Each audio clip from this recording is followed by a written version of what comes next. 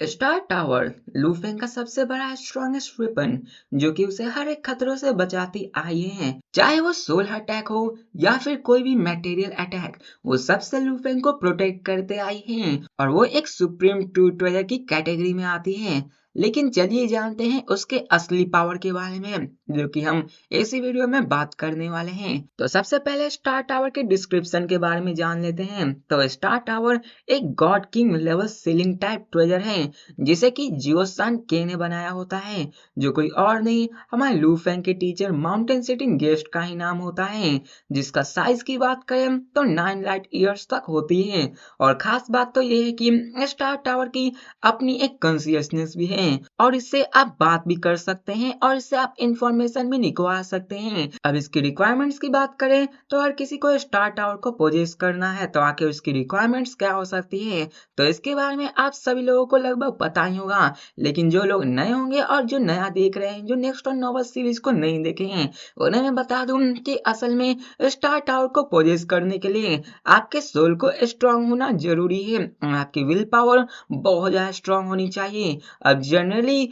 जिसकी कल्टीवेशन जितनी ज्यादा होगी उसके लिए स्टार टावर को पा पाना और भी ज्यादा मुश्किल हो जाएगा। लूफेंग सेक्टर लॉर्ड में था तो उसके लिए डिफिकल्टी लेवल भी सेक्टर लॉर्ड की थी। अगर लूफेंग एक नाइट लेवल पे जाके उसको पोजेस करने की कोशिश करता तो लूफेंग का नाइट लेवल का ही डिफिकल्टी को फेस करना पड़ता, जिससे कि उसको स्टार टावर को हासिल कर पाना और भी मुश्किल हो जाता।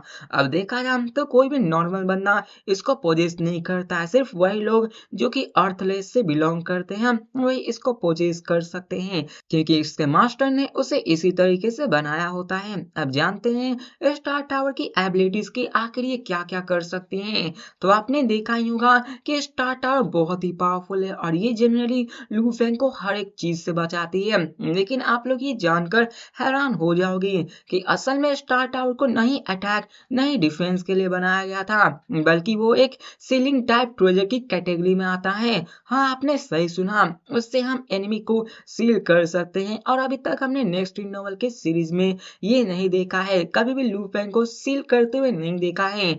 तो आगे चल कर लूफेंग इसको इस्तेमाल करेगा। लूफेंग ने सिर्फ डिफेंस पे ही ध्यान दिया होता है और बात रहे तो सीलिंग इसका मोस्ट इम्पोर्टेंट एबिलिटी है और बाकी सबके अटैकिंग, पियर्सिंग, डिफेंसिव ये सब उसके सेकेंडरी एबिलिटी में आती है। अब बात करें इसकी डिफरेंट एबिलिटीज की तो स्वेलो कर सकता है, आपके सोल को प्रोटेक्ट कर सकता है, आपको एक कंप्लीट डिफरेंस प्रोवाइड कर सकता है, एक ट्रेजर को न्यूट्रल कर सकता है जिसमें कई सारे ट्रेजर्स हो सकते हैं छोटे मोटे लेवल के, जिसको पाने के लिए कई सारे अनडाइंग और यूनिवर्स नाइट तक आए हुए थे अंदर में।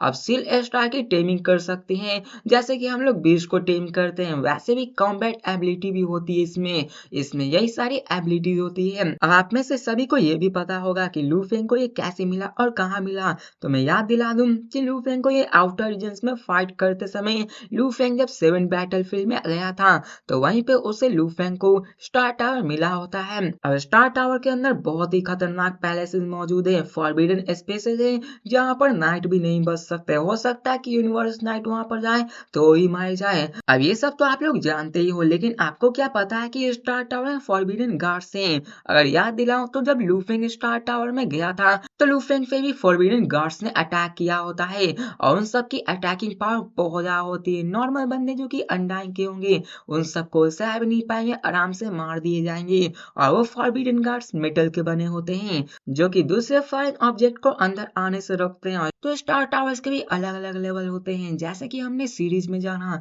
कि लूफेंग ने अभी तक 3rd फ्लोर को यहाँ पे ओपन कर दिया था, उसको कंट्रोल कर पा रहा था। तो चलिए जानते हैं इन सारे फ्लोर्स के बारे में। अब इसको अनलॉक करने के लिए आपके पास एक मिनिमम कल्टीवेशन तक जाना होता है, तभी आप उस लेवल को अनलॉक कर सकते हो। तो चलिए जानते हैं इन सब की कल्टीवेशन पावर को।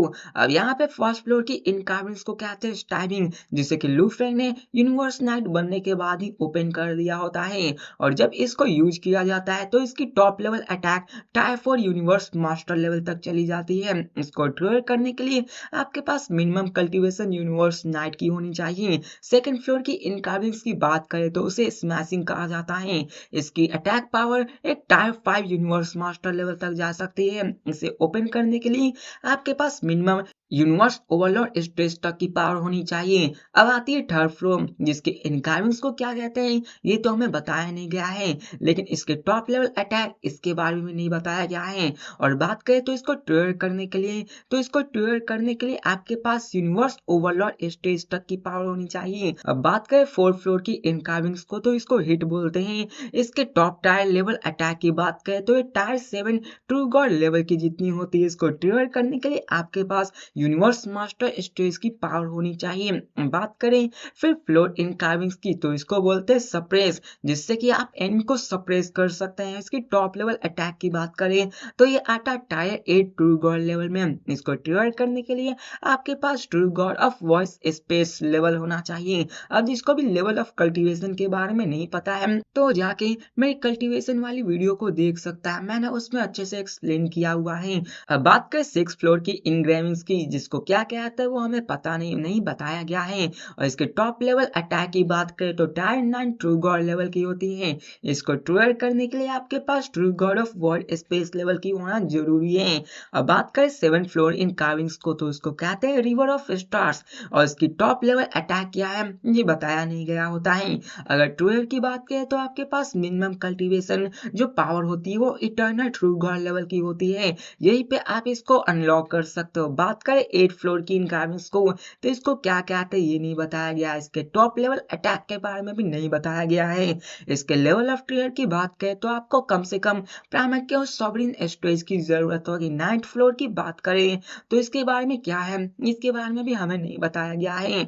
और यहाँ पे टॉप लेवल अटैक को भी अननोन बताया गया है। और इसको ट्रिगर करने की बात करें तो गॉड किंग स्टेज की आपके पास मिनिमम पावर होनी चाहिए, तभी आप इसको अच्छे से यूज कर सकते हो। अब सीरीज में आगे चल के लू फेंग इन सभी को अनलॉक करने वाला है। लू फेंग की पावर तो अभी थर्ड लेवल तक ही अनलॉक करने के लिए है, लेकिन जैसे जैसे वो आगे बढ़ेगा वो 9th फ्लोर तक को अनलॉक कर लेगा, जो कि लू फेंग बड़ी आसानी से इन सबको यूज कर पाएगा। और जान लो कि ये एक सुप्रीम ट्रेजर से यूनिवर्स सुप्रीम मास्टर भी इसको नहीं पा सकते, बहुत ही रेयर होता है उनके पास। और आगे चल के लू फेंग के पास कई सारे ट्रेजर्स भी आने वाले हैं। और कौन कौन से ट्रेजर से हम अगर आपको जानने हैं तो आप मेरे ट्रेजर्स वाली वीडियो को देख सकते हो। उसमें मैंने ट्रेजर्स के बारे में अच्छे से एक्सप्लेन किया है, और कौन कौन से ट्रेजर्स हैं वो भी लू फेंग के पास मैंने उसके बारे में भी बताया है। अब मिलते हैं किसी और ये स्पेशल वीडियो में, जो कि आप लोग कमेंट में जरूर बताना नेक्स्ट वीडियो किस चीज पे होने वाली है। तो आप लोग बताना, मिलते हैं नेक्स्ट वीडियो में, तब तक के लिए बाय।